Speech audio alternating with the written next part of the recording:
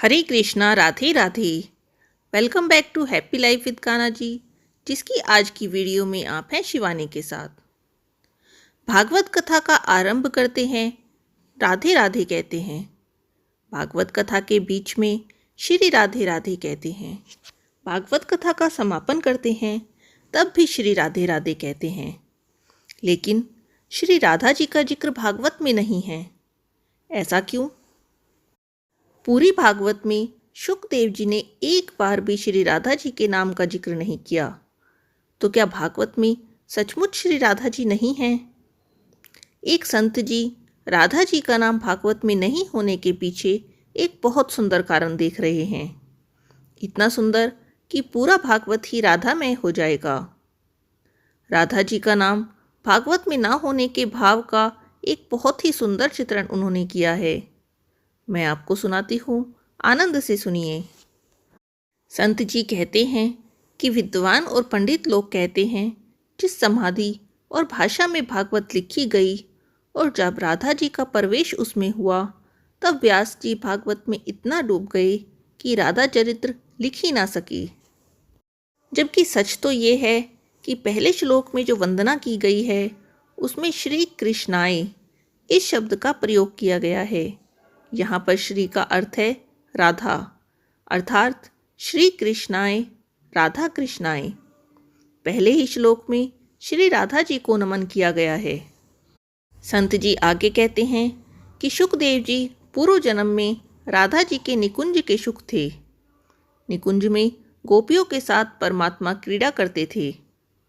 शुकदेव जी सारा दिन श्री राधे कहते थे। यह सुनकर श्री राधे ने हाथ उठाकर शुक जी को अपनी ओर बुलाया।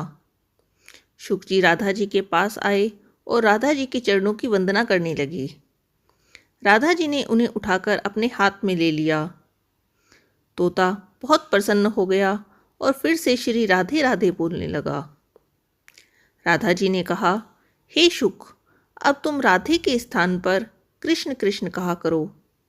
यह मुझे ज़्यादा प्रिय रहेगा। अभी राधा जी तोते को समझा ही रही थी कि उसी समय श्री कृष्ण वहाँ आ जाते हैं। राधा जी ने उनसे कहा कि यह शुक बहुत मधुर बोलता है। ऐसा कहते हुए उन्होंने शुक को कान्हा जी के हाथों में दे दिया। राधा जी के द्वार पर राधा नाम रटने वाले शुक को सीधे भगवान की कृपा छांव प्राप्त हुई। वह उनके हाथों में पहुंचकर धन्य भाग हो गया। इस प्रकार श्री राधा जी ने शुकदेव जी का ब्रह्म के साथ प्रत्यक्ष संबंध करा दिया। जो ब्रह्म के साथ संबंध कराए उसे सद्गुरु कहते हैं। इसीलिए शुकदेव जी की सद्गुरु श्री राधा जी हुई।